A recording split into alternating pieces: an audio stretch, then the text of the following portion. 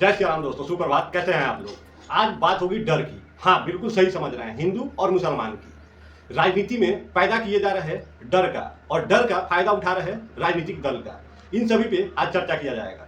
अब हम लोग बात करते हैं देश में बढ़ रही जनसंख्या और जातिगत जनसंख्या, धर्म के अंतर्गत जनसंख्या कैसे बढ़ रहा है और हिंदुओं को कैसे डराया जा रहा है कि एक दिन आप खत्म हो जाएंगे, जबकि स्थिति बिल्कुल इसके विपरीत है। अभी गौर करने वाला बात है कि हिंदू कायर है। इस कारण से वो हर जगह से भाग रहा है, दूसरा कोई कारण नहीं है। हिंदू की आबादी हर साल बढ़ रही है, लगातार बढ़ रही है। एक दिन में हिंदू बच्चे अगर पैदा होने की बात करें तो 53,000 हिंदू बच्चे एक दिन में पैदा हो रहे हैं, जबकि इस अनुपात में मुस्लिमों के बच्चे पैदा हो रहे हैं सिर्फ 10,000। अगर इस आंकड़े के हिसाब से आप लोग देख ले तो डेली अधिक 40,000 हिंदू बच्चे अधिक पैदा हो रहे हैं। फिर भी हिंदू अल्पसंख्यक हो रहा है, हिंदू काटे जा रहे हैं, हिंदू मर रहे हैं। ये सारा घटना हो रहा है। इसके पीछे का एक ही तथ्य है, हिंदू कायर हो चुके हैं, कमजोर हो चुके हैं। उन्हें इस बात का अनुमान है कि हमारे कोई अवतार आएंगे, हमारे प्रभु श्री राम आएंगे हमें बचाने, कोई ना कोई युग पुरुष आएगा। इसलिए वो कुछ अपने हक के लिए कुछ कर ही नहीं पा रहे हैं। उनके साथ कोई भी जुल्म अन्याय हो रहा है, वो चुपचाप सह रहे हैं। वो वक्त का इंतजार कर रहे हैं कि वक्त सही आएगा, इस समय हमारे कोई ना कोई युग पुरुष आएंगे और हमें इस खतरे से, इस दलदल से निकाल के ले जाएंगे। और इसी का फायदा यहाँ के राजनीतिक दल उठा रहे हैं कि हम ही आपके युग पुरुष हैं, हम ही आपको निकाल के बाहर करेंगे, इसलिए आप लोग टेंशन नहीं लीजिए, हमें सशक्त कीजिए, हम आपको सुरक्षित करेंगे। जबकि नजर उठा के देख लीजिए, कोई भी राजनीतिक पार्टी हो, जब भी हिंदुओं पे या किसी पे भी हमला होता है, कोई सा भी विद्रोह होता है, धार्मिक उत्पीड़न होता है, लड़ाई होता है, उसमें दोनों ही पक्ष के पकड़े जाते हैं और दोनों ही प्रताड़ित होते हैं। इसमें ऐसा नहीं है कि अगर सिर्फ मुस्लिम प्रताड़ित होते हैं हिंदू बच जाता है। कभी हिंदू प्रताड़ित होता है, कभी मुस्लिम प्रताड़ित होता है। लेकिन इनको लगता है कि वो हमारे लिए लॉलीपॉप दे रहे हैं, उनको लगता है कि वो उनके लिए लॉलीपॉप दे रहे हैं। इसी खेल में इन लोगों का कुर्सी आबाद है और ये चल रहा है। जबकि हिंदुस्तान चाइना को 2022 में ही जनसंख्या के मामले में पीछे छोड़ चुका है। अभी विश्व में नंबर 1 जनसंख्या के मामले में अपना भारत है।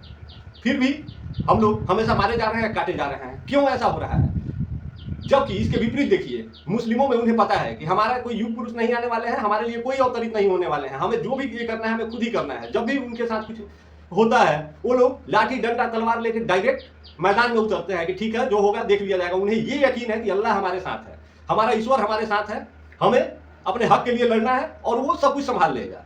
और इसी के विपरीत हमारे हिंदुओं में है, इनको लगता है कि भाई साहब युग पुरुष आएंगे और हमें इस दलदल से निकाल के ले जाएंगे। कोई नहीं आने वाला है आपको इस दलदल से निकालने के लिए। इस दलदल से निकालने के लिए आने के नाम पे वो सभी आपको लूट के खा जाएंगे। इससे ज्यादा कोई फर्क नहीं पड़ेगा। अगर आपको खुद सशक्त होना है तो खुद लाठी डंडा और जो भी आपके पास है लेके खुद मैदान में उतरिए, खुद सशक्त बनिए। अभी देखिए, एक बाबा साहब भीमराव अम्बेडकर जी का एटा जिले में उत्तर प्रदेश में जन्म दिवस मनाया जा रहा था।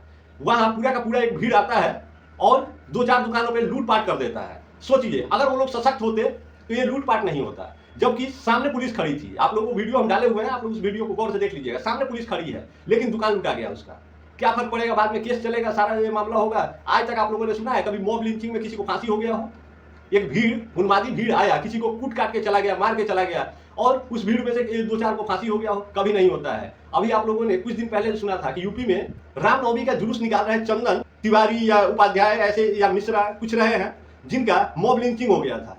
किसी ने गोली मार दिया था उन्हें। क्या फर्क पड़ा उनके अपराधियों को? 2-4-10 साल जेल काटेंगे, निकल जाएंगे, फिर उन्हें पता है कि यहाँ कुछ नहीं होने वाला है। इसी तरह से धीरे धीरे सभी निपटाए जाएंगे। और इन सभी को निपटाने में ज्यादा संख्या अगर किसी का निपट रहा है तो स्वर्णों का निपट रहा है और उन्हें कोई डर ही नहीं है। उन्हें लग रहा है कि अरे भाई साहब, हम तो बिल्कुल देश हित में और साथ जंग लड़े हुए हैं, जबकि कुछ भी ऐसा नहीं हो रहा है। हाँ, थोड़ा सा शक और संशय का विषय है कि हिंदुओं में प्रजनन दर कम है जबकि मुस्लिमों में प्रजनन दर अधिक है। लेकिन 1992 का अगर आंकड़ा देखिए तो मुस्लिमों का प्रजनन दर 5.5 था, यानी एक महिला पे औसतन 5 बच्चे पैदा कर रहे थे लोग। लेकिन वही 2022 और 23 का अगर आंकड़ा उठा के देखिए तो 1.96 उनका भी प्रजनन दर रह गया है, बहुत गिरावट आया है। और हिंदुओं का 1.54 के आसपास रह गया है प्रजनन दर। तो इस दर में गिरावट आई है। लोग शिक्षित हो रहे हैं, समझदार हो रहे हैं, अपने आप ही जनसंख्या धीरे धीरे कम कर रहे हैं वो लोग। लेकिन राजनीतिक पार्टी आपको क्या डर दिखाती है? कांग्रेस दिखाती है कि मुस्लिम और दलित प्रताड़ित हो रहे हैं और उनका हक लूटा जा रहा है। कौन लूट रहे हैं? तो स्वर्ण लूट रहे हैं। वहीं बीजेपी आती है तो वो बताती है कि हिंदू ही प्रताड़ित हो रहे हैं, इनके ऊपर अत्याचार हो रहा है, पूरा का पूरा हक इन्हीं का था, इनको परेशान कर रही है यहाँ की मुस्लिम। तो बीजेपी मुसलमानों से रक्षा कर रही है हिंदुओं का, और कांग्रेस दलित और मुसलमानों का रक्षा कर रही है स्वर्णों का। अब इस सब मैटर के बीच में आप लोग देखिए कि आपके बच्चे, आपका भविष्य कहाँ सुरक्षित है, उसका सुरक्षा कौन कर रहा है? आपको रोजी रोजगार चाहिए, स्वास्थ्य चाहिए। इन सब चीज़ों पे कौन सी ऐसी पार्टी है जो आपको इस बात पे ध्यान केंद्रित कर रही है, इस बात पे चर्चा कर रही है? कोई नहीं कर रहा है, क्योंकि हर किसी को पता है कि जैसे ही चुनाव नजदीक आएगा आप जाति के नाम पे चले जाएंगे, धर्म के नाम पे चले जाएंगे, स्वर्ण और दलित के नाम पे चले जाएंगे। तो फिर उन्हें काम करके और पैसा खर्च करके क्या फायदा है? वो कमा के अपने बच्चे को विदेश भेज देंगे, पढ़ेंगे लिखेंगे, वहाँ डॉक्टर इंजीनियर बन जाएंगे, क्या फर्क पड़ेगा? वहाँ से कमाएंगे, पैसा देंगे, इन लोगों का बुढ़ापा चैन से कट जाएगा। लेकिन आपका न जवानी चैन से कट रहा है, न बुढ़ापा चैन से कटेगा। आपका जवानी नेताजी का झंडा लेके जय हो करने में बीत रहा है, और बुढ़ापा अपने बच्चे के मुंह पे ताक ताक के बीतेगा कि भाई साहब कुछ पैसा वैसा दे देते तो आपका बच्चा भी फिर उसी राह पे होगा, क्योंकि आपने शिक्षा ही वही दिया है तो उसका काम भी वही होगा। और ये जो राजनीति पार्टी आपको डर दिखाती है, मुस्लिमों की आबादी बढ़ रही है, तो एक चीज बताइए, मुस्लिमों के घर में 10,000 बच्चे अगर पैदा हो रहे हैं तो हिंदुओं के घर में 53,000 पैदा हो रहे हैं। इस हिसाब से आंकड़ा कभी कम होने वाला नहीं है। हमेशा से ही हिंदू यहाँ बहुसंख्यक ही रहेंगे और मुस्लिम अल्पसंख्यक ही रहेंगे। जो जैसा रूप रंग ढांचा तैयार है उसी ढांचे में रहेगा। हाँ, थोड़ा बहुत 19-20 का फर्क पड़ सकता है, और वो पड़ेगा कहाँ? स्वर्णों के घर में, जो फॉरवर्ड कास्ट है, जो वेल एजुकेटेड है, इस तरह के जो लोग हैं उनके घर में जनसंख्या कम होगा, क्योंकि वो लोग समझते हैं कि भाई साहब जनसंख्या बढ़ाने से फायदा नहीं है, जनसंख्या कम रहेगा उतना ही ज्यादा सुरक्षित रहेगा। तो भाई साहब अगर आपका जनसंख्या कम है तो आप सशक्त नहीं है, याद रखिएगा। वो मॉब लिंचिंग जो भीड़ करता है वो ऐसे ही अल्पसंख्यकों का करता है, और आप में एकता नहीं है। आप कमा लेते हैं तो आप सोचते हैं कि भाई साहब हम शहर में शिफ्ट हो जाए और हम कहीं ना कहीं कुछ अलग करें, समाज से आप बिल्कुल ही कट जाते हैं, और जब वैसा बारी आता है जो लोग आपको काट के निकल जाते हैं। क्योंकि ताकत ही चाहिए आज के दौर में जीने के लिए, और आज ही नहीं, आदिकाल से अनंत काल तक जब भी आप देखिएगा सत्ता और पैसा उन्हीं के पास रहा है जिनके पास ताकत हो। जो कमजोर है वो हमेशा से ही लूटे जाते हैं, हमेशा से ही सताए जाते हैं।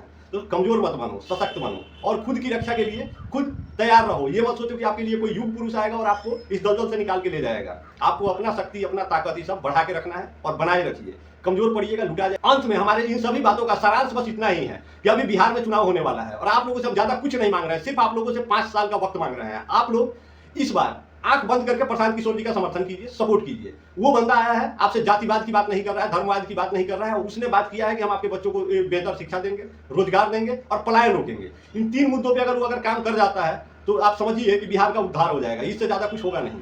और अगर नहीं हुआ, बाई चांस अगर नहीं हुआ, तो जब आप लोग 70 साल देख चुके हो, 70 साल के आदि अनंत काल से ऐसे ही झेलते आ रहे हो, तो 5 साल और सही, 5 साल मौका देके देख लो। लेकिन एक बार आप लोग जाति, धर्म, रंग, भेद, इस सबसे ऊपर उठ के और एक को ऐसा चुनो जो धर्म की बात ना करे और आपको डर ना बताए कि हाँ ये अगर हम जीत गए तो मुस्लिम खतरे में आ जाएगा, और वो जीत गया तो हिंदू खतरे में आ जाएगा। कोई खतरे में नहीं आने वाला है, हिंदुओं की आबादी घटने वाली है नहीं।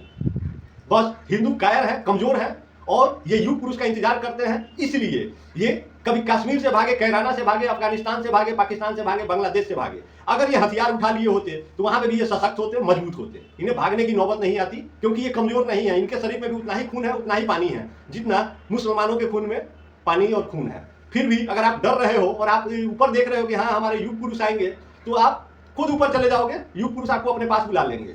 ऊपर वाला आपको कहेगा कि बाबू नीचे बहुत कष्ट हो रहा है, तुम आ जाओ हमारे साथ ही रहो, टेंशन फ्री रहोगे। तो इस तरह से मत करो। यहाँ राज उसी का चलता है जिसके बाजुओं में ताकत हो। जंगल का राजा शेर इसलिए नहीं है कि वो सहनशील है, इसलिए है कि उसके पास ताकत है। जब भी उस पर हमला करोगे वो चीर फाड़ के रख देगा। बस इतना ही है और कुछ नहीं है। तो हिंदुओं, आप लोगों से विशेष आग्रह है कि युग पुरुष का इंतजार मत करो। अगर आपके ऊपर अत्याचार हो रहा है, बदला खुद लेना सीखो। और जब तक इंतजार करते रहोगे, बीजेपी आएगी, कहेगी कि हाँ तुम डर में हो, तुम्हारे ऊपर खतरा है और तुम्हें हम ही बचा सकते हैं। देख लो कश्मीर में, देख लो अभी बंगाल में, वहां क्या हुआ, देख लो बांग्लादेश में। हिंदुओं पे अत्याचार हुआ, सारा सिस्टम हुआ, बाद में सरकारें आएगी, मीडिया पे चिल्लाएगी कि हाँ हम आपके लिए खड़े हैं, अब यहाँ कुछ नहीं होगा। तब तक 1,00,000 2 लाख ऐसे ही निपट जाएंगे। तो आप लोगों को काटा जाएगा और सरकार उसका डर दिखाएगी। इससे फायदा बीजेपी को होगा, तृणमूल कांग्रेस को होगा बंगाल में, कि हिंदुओं को प्रताड़ित कर रही है कांग्रेस और मुसलमानों को प्रताड़ित कर रही है बीजेपी। तो चलिए मुस्लिम वोट करे कांग्रेस को और हिंदू वोट करे बीजेपी को, लेकिन उसी में उन्हीं के नेता होंगे और यही सब राज करेंगे। आप लोग कहते रहते हैं कि राजा का बेटा राजा नहीं बनेगा, तो बताए दो और आंख खोल के देख लो कि आजकल नेता का बेटा ही नेता बनता है, और गरीब, दलित, शोषित जो आम आवाम है वो कभी भी वोटर ही है और आगे भी वोटर ही बना रहेगा।